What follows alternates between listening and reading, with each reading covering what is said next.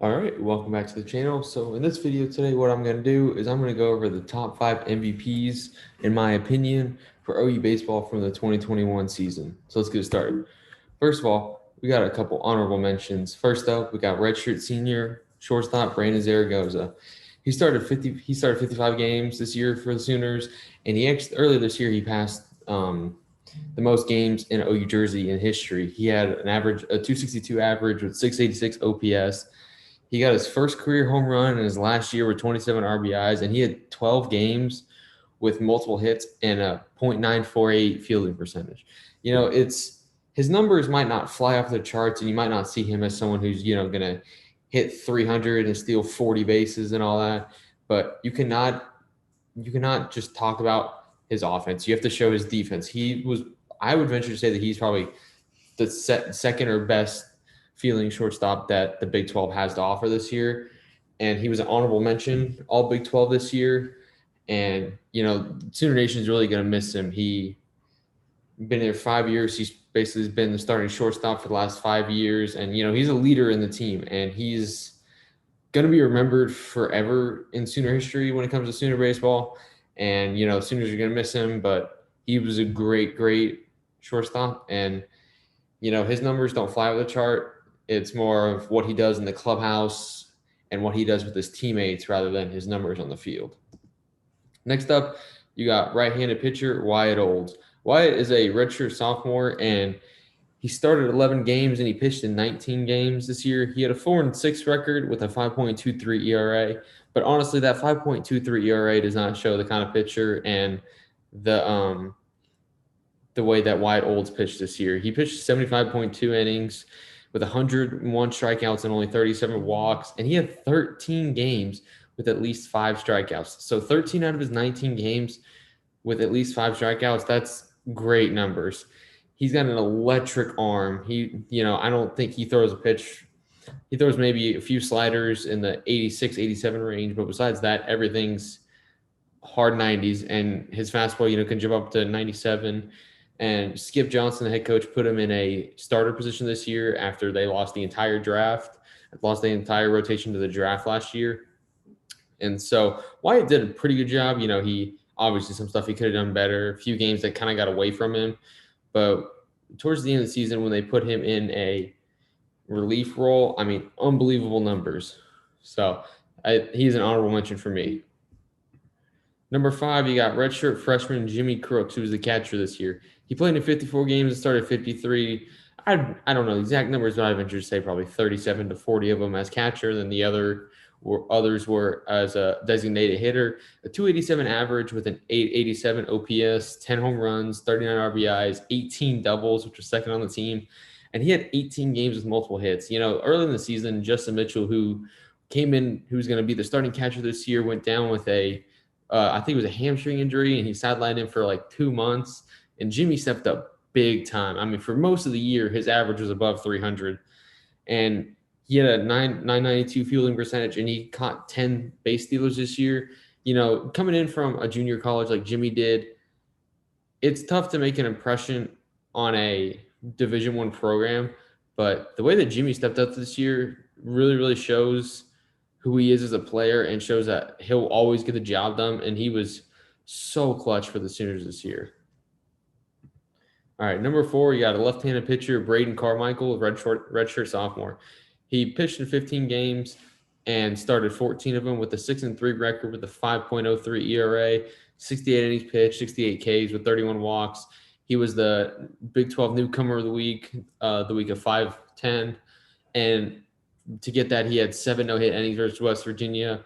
And he also got the win and had an incredible start against the number 1 Arkansas team early in the year in a midweek game.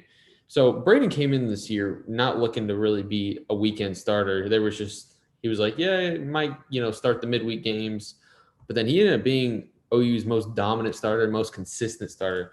When you lose all 3 of your weekend starters to the draft, the biggest thing that you want to have is consistency. And Braden did that for the Sooners the entire season. He got the win. He won the one game that OU won against Texas. He was the winning pitcher. I believe he went 7 innings, gave up like 1 run. He was just it was just a big shocker to a lot of people about how good he was. And, he always pitches with a chip on his shoulder.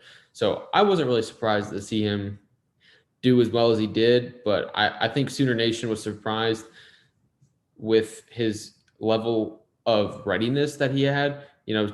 Going at Grayson for 2 years, Grayson junior college, and then coming here, he stepped up in a big way for the Sooners. And I bet Skip Johnson was really, really happy to have him on the staff.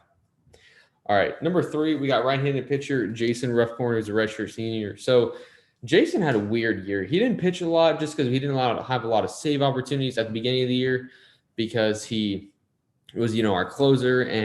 But the Sooners were missing that one more really, really good starter. I think that would have taken him over the top. So as the season got on, he started going longer and longer into his relief appearances, and then he ended up becoming like kind of our ace and our Friday night starter for the last couple of weeks into the Big 12 tournament. So he pitched in 21 games, 3 starts, 4-2 record with 3 saves and a 4.00 ERA. But up until the last 3 games, I think his ERA was sub 2. I mean, unbelievable. Earlier in the season with 74 strikeouts and 17 walks. He was the Big 12 pitcher of the week. He came in a big, big way in the second game of the OSU series, the Bedlam series.